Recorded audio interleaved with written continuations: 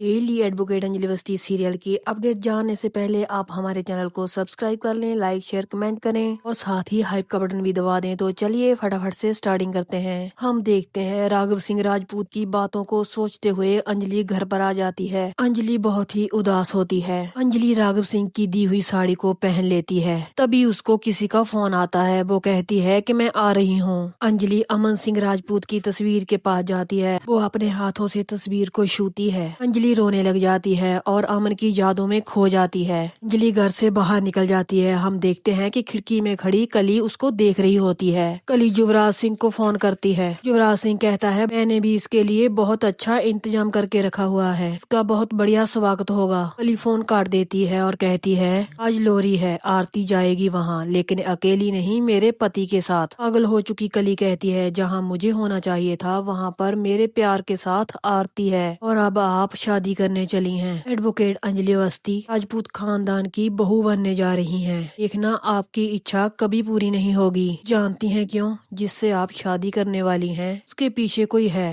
जो उनसे बेइंतहा प्यार करती है। वही आपकी सबसे बड़ी जिंदगी का कांटा बनने वाली है। कली खुद से पागलों की तरह बातें करती जा रही है। दोस्तों आगे बढ़ने से पहले प्लीज हाइप का बटन जरूर दबा दें। आगे हम देखते हैं राजपूत हाउस में तो बहुत ही बढ़िया लोरी का सेलिब्रेशन चल रहा होता है। डांस गाना चल रहा होता है। यहीं पर राघव सिंह दरवाजे की ओर ताकते रहते हैं जैसे वो किसी की उड़ीक कर रहे हों। तभी अभय सिंह राघव सिंह के पास आता है। वो कहता है कि पापा आप यहाँ पर किसकी वेट कर रहे हैं? राघव सिंह कहते हैं कि कोई आने वाला है। अभय सिंह उनसे पूछता है कि कौन, मगर राघव सिंह उसे कुछ नहीं बताते। अभी अंजलि वहाँ पर आ जाती है। राघव सिंह कहते हैं देखो वो आ गई। राघव सिंह कहते हैं मैं इसका ही इंतजार कर रहा था। राघव सिंह बड़े सम्मान के साथ अंजलि को अंदर लेके जाते हैं। घर के अंदर नाच गाना चल रहा होता है। राघव सिंह अंजलि को कहते हैं कि तुम भी नाचो ना। अंजलि कहती है नहीं नहीं। राघव सिंह कहते हैं जब सब लोग नाच गा रहे हैं तुम क्यों नहीं गाओगी? राघव सिंह अंजलि से रिक्वेस्ट करते हैं और कहते हैं कि बहू प्लीज तुम गाओ। अभी अंजलि को अमन सिंह के साथ बिताए हुए पुराने दिन याद आ जाते हैं। अभी अंजलि राघव सिंह के कहने पर गाने लग जाती है। वेद और आरती और बाकी सब लोग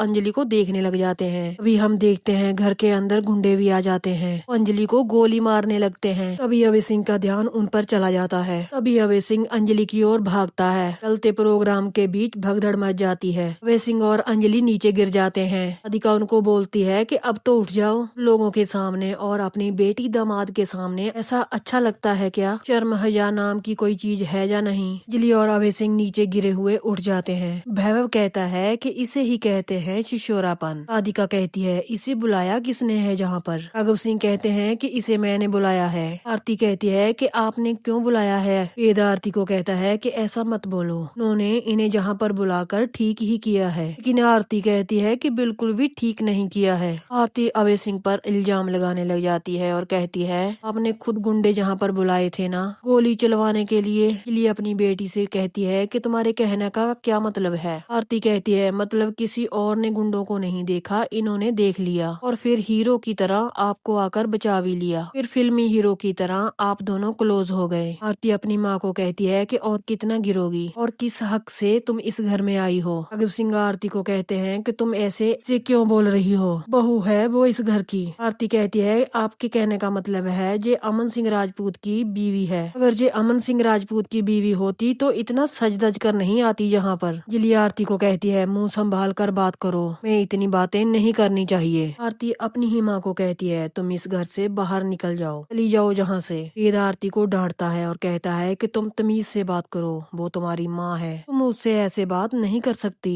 आरती कहती है जे मेरी माँ तो हो ही नहीं सकती, ऐसी माँ जो पराये मर्द के साथ शादी करने के बारे में सोच रही है और मैं इन्हें पापा कहकर बुलाऊं। वो वेद को कहती है आप ही बताइए मैं इन्हें क्यों पापा कहकर बुलाऊं। आरती अंजलि को कहती है कि 200 करोड़ में डील हुई है, पैसों के लालच के लिए ही तुम इस घर में आई हो। अंजलि आरती से कहती है कि तुम बदतमीजी कर रही हो। अगर आरती मानने को तैयार नहीं होती वो कहती है जो भी कर रही हूँ ठीक कर रही हूँ। आरती फिर से अंजलि को घर से बाहर निकलने के लिए कहती है। राधिका मन ही मन खुश होती है और कहती है वाह मुझे तो कुछ कहना ही नहीं पड़ा, जो कुछ मुझे कहना था वो तो आरती ने ही कह दिया। अभी आरती की बदतमीजी को बढ़ते हुए देखकर राघव सिंह कहते हैं बकवास बंद करो आरती, ये घर मेरा है, मैं डिसाइड करूंगा मेरे घर में कौन आएगा कौन जाएगा, तुम नहीं। अंजलि को मैंने बुलाया है, अगर तुम्हें कोई प्रॉब्लम है तो तुम घर से बाहर निकल जाओ। राघव सिंह अंजलि से कहते हैं चलो बेटी। अंजलि कहती है बहुत कुछ सह लिया है मैंने। अब मुझसे ये सब सहा नहीं जाता। जिसे मैंने 9 महीने 10 दिन अपनी कोख में पाला है, उसी ने ही आज मुझे उल्टा सीधा कह दिया। अंजलि कहती है थैंक यू आरती। वेद अंजलि को कहता है आप अपना दिल छोटा मत कीजिए। भी आरती स्ट्रेस में है, उसकी मानसिक स्थिति ठीक नहीं है, प्लीज समझने की कोशिश कीजिए। अंजलि कहती है वेद मैं समझ सकती हूँ, लेकिन यकीन मानो मेरे पास कोई और रास्ता नहीं है। तब भी मैं उन बस्ती वालों की तरफ देखती हूँ,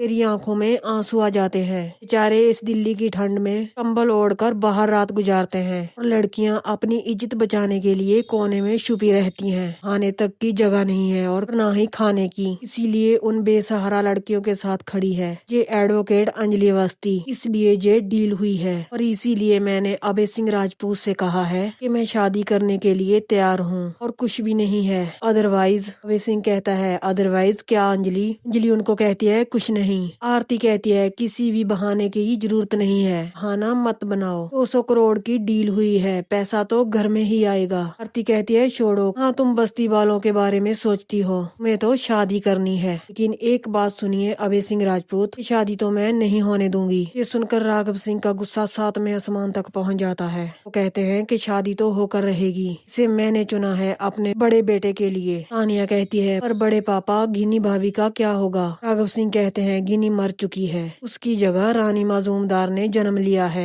आरती कहती है जन्म किसकी वजह से लिया है? इस औरत की वजह से। अन्याय किया है इन्होंने, अपनी बड़ी बहन का घर तोड़ दिया है। आरती कहती है श्राप देती हूँ मैं तुम्हें, तुम कभी सुखी नहीं रह पाओगी। अभय सिंह राजपूत के साथ शादी करके हमारी मांग सूनी हो जाएगी और तुम फिर से विधवा हो जाओगी। ये सुनकर अंजलि अपने आप को नहीं रोक पाती, वो आरती पर हाथ उठाती है लेकिन निवेदिता उसे रोक लेती है और कहती है कि मत मारो इसे। अंजलि रोते हुए वहाँ से चले जाती है। अंजलि है उन्हें भी जीने का हक है। आरती कहती है तो जी लेना, जीने के लिए किसी पराये मर्द की जरूरत नहीं है, खास तौर पर अभय सिंह राजपूत की। दोस्तों आगे बढ़ने से पहले आप चैनल को सब्सक्राइब जरूर कर लें। आगे हम देखते हैं राघव सिंह राजपूत और अंजलि एसीपी सर के पास पहुंच जाते हैं। राघव सिंह कहते हैं किसी ने तो मेरी बहू पर गोली चलवाई है और उसे ढूंढना आपका काम है। एसीपी सर कहते हैं आप राघव सिंह राजपूत इनकी तरफदारी कर रहे हैं? राघव सिंह कहते हैं इनकी नहीं अपनी बहू की। एसीपी सर राघव सिंह से पूछते हैं आपको किसी पर शक है? राघव सिंह कहते हैं वो कोई भी हो सकता है, गिनी उर्फ रानी माजूमदार या फिर दामोदर। वहाँ पर सादिका आ जाती है, वो कहती है कि आरती राजवंशी भी हो सकती है और उसके साथ भजन सिंह और वैभव भी होते हैं। अंजलि सादिका को कहती है ये क्या बोल रही हैं आप? आपके स्वभाव की तरह आपका दिमाग तो नहीं खराब हो गया? सादिका कहती है नहीं, आरती तुम्हें राजपूत खानदान की बहू बनकर कभी नहीं आने देगी, के लिए तुम्हें अगर मारना भी पड़े तो वो मार देगी। सादिका कहती है उसकी रगों में राजपूत खानदान का ही खून बह रहा है। सादिका कहती है मेरी बात मानिए, आप आरती को बुलाकर इंटेरोगेट कीजिए। अंजलि कहती है मुझे विश्वास नहीं होता, मेरी बेटी मुझ पर गोली नहीं चला सकती है। अभी एक पुलिस वाला एसीपी सर के पास आता है और कहता है कि एक कॉल है। एसीपी सर उससे बात करते हैं और कहते हैं क्या बंदा पकड़ा गया? एसीपी सर पुलिस वाले को कहते हैं जाओ उसे लेकर आओ और वो सबको बताते हैं कि वो बंदा पकड़ा गया जिसने अंजलि पर गोली चलाई थी। यहीं पर दोस्तों इस धमाकेदार एपिसोड का एंड हो जाता है। नेक्स्ट एपिसोड की इंटरेस्टिंग स्टोरी लेकर हाजिर होंगे तो कल मिलते हैं।